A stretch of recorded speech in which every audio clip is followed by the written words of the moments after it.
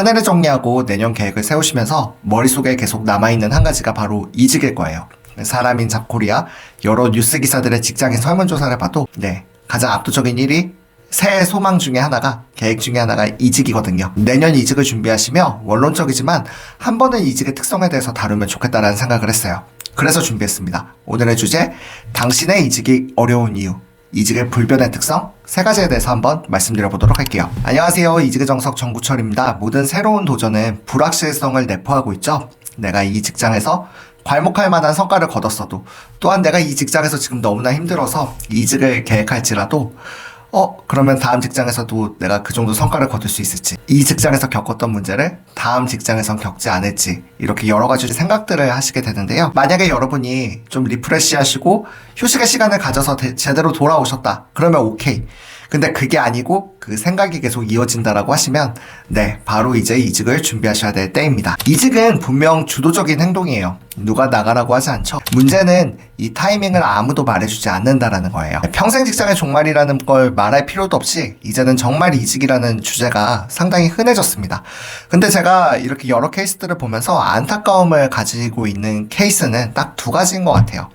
하나는 쓰임이 너무 다해서 이제 쓰임이 없거나, 두 번째는 쓰임이 너무 많아서 쓰기를 망설여지는 경우입니다. 이제 첫 번째 경우에는 한 직장에 너무 오래 계시거나 첫 번째 생애 주기가 다 하셔서 다음 직장에 이제 정하시기 어려운 경우이시고요. 두 번째 같은 경우에는 대이직 시대에 너무 잦은 이직을 하다 보니까 이제 고용하는 회사 입장에서도 이분이 이 회사에 과연 오래 다니실까? 이런 것들을 염려하는 단계예요. 타일러 피어스는 직업의 종말이라는 책에서 이런 얘기를 했습니다. 원하는 것을 찾지 못한다면 불행하게도 다음 두 가지 결과 중 하나에 이를 수밖에 없다. 다른 사람이 하는 것을 하고 싶어 하거나, 다른 사람이 하라고 하는 것을 하거나. 자, 그러면 이직이 만연한 시대이지만 쉽게 다룰 수 있는 주제는 분명 아닌 것 같아요. 저에게 컨설팅을 의뢰해주시는 지원자분들을 봐도, 또 저에게 채용을 의뢰해주시는 고객사를 봐도 항상 어려운 것 같습니다. 당신의 이직이 어려운 이유, 이 세 가지 특성에 대해서 한번 말씀을 드려보도록 하겠습니다. 첫 번째는 이직의 비밀성이에요. 아무리 개방적인 회사라고 해도 반차라던가 동료한테 저 이직하려고 면접 보러 가요, 이렇게 말씀하시는 경우는 없을 거예요. 정말 친한 동기나 정말 믿고 따르는 선후배가 아닌 경우에는요. 그 경우에도 말을 안 할 것 같아요, 저라면. 여러분들 면접을 보실 때, 휴가가 한정돼 있죠? 반차가 한정돼 있는데, 이유 없는 반차를 계속 쓴다라고 하면, 아마 여러분의 반차가 줄어드는 속도보다 여러분의 상사나 직장 동료가 눈치채는 속도가 좀 더 빠를 거라고 생각이 됩니다. 근데 생각해보면요, 이직은 가장 많은 정보를 필요로 하는 시기인데, 역설적으로 누구에게도 이직을 물어보기가 어렵습니다. 이게 이직의 비밀성이에요. 과거에는 이 이직의 비밀성이 깨져버리면은 지금 직장에서는 고가에서 손해를 본다라거나, 이것을 연봉 협상에서 조금 연봉을 깎는데 악용하거나 하는 쪽으로 이제 작용하는 부분이 있었는데요. 지금은 이런 부분들은 많이 줄어들었다라고 해도 그래도 여전히 관계적인 측면이라던가 내 직장 상사나 직장 후배, 동료의 개인적인 감정, 내 감정 소모에 영향을 주는 것은 어쩔 수 없는 것 같아요. 두 번째는 경력의 연속성입니다. 하얀 눈밭을 한번 생각해보세요. 여기에 발자국이 이렇게 찍힙니다.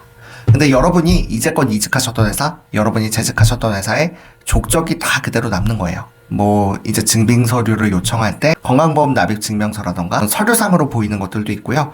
또한 여러분들이 이직을 시도하실 때 이제 당연히 해당 직무로 이직을 하시는 게 가장 수월한 케이스겠죠. 근데 그것이 아닌 경우에는 결국 이 경력의 연속성이 깨져버리게 돼요. 그러니까 내가 이 CDP를 이렇게 잘 쌓았는데 갑자기 다른 산업군에 가게 되면 그 부분이 깨져버리는 겁니다.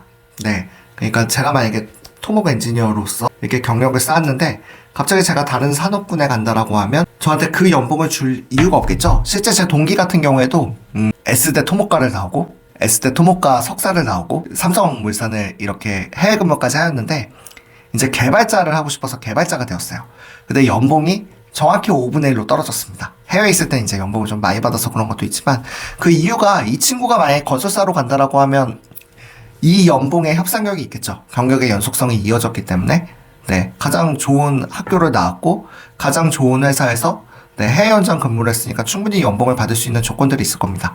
근데 이 친구가 개발자라고 한다면 이 친구에게 기존의 연봉을 보존해줄 필요는 없겠죠. 왜냐하면 이 친구를 채용하는 것도 회사 측면에서도 리스크를 감수하는 부분이니까요. 이 연봉이 급격히 하락하거나 네, 또한 다른 직무로 갈 때 연봉 협상력이 없어지는 것, 이것이 경력의 연속성이 깨졌기 때문입니다. 마지막으로는 사회 연결성이에요. 헤드헌터로서 이때까지 1대1 미팅을 한 800분 정도를 만나뵀어요. 제가 해당 산업군에 대해서는 사실 그 현업 전문가분들을 따라갈 수 없잖아요.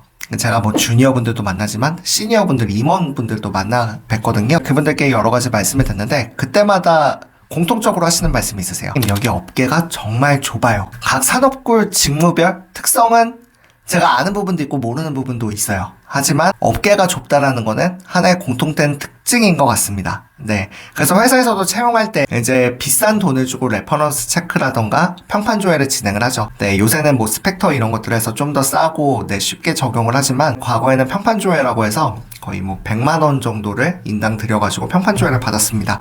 근데 그렇게라도 하는 이유가 돈을 들여서라도 인재를 채용할 때 그 리스크를 해증하고 싶은 마음이 크기 때문이에요.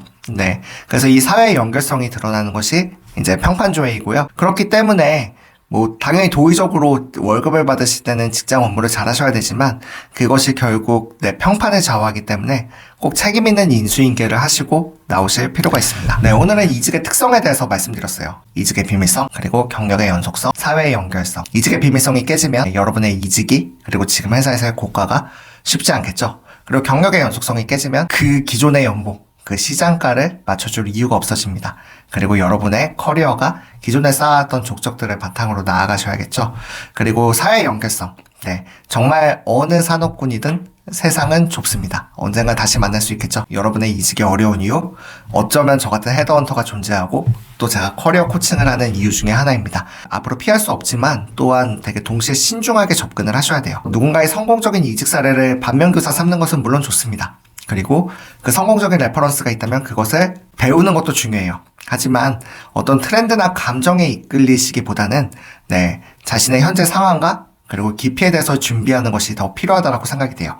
제가 저번 영상에도 말씀드렸지만 이제 이직을 분갈이라고 말씀을 드렸잖아요. 이제 내가 뿌리가 꽉 차서 내가 성장해서 이제 다른 곳에 이직을 하거나 아니면 지금 생장 환경이 뭐 흙이 썩었다라거나 통풍이 안 된다라거나 물을 못 준다라거나 그래서 도저히 살 수 없을 때 옮기는 이 두 가지 케이스를 말씀을 드렸는데요.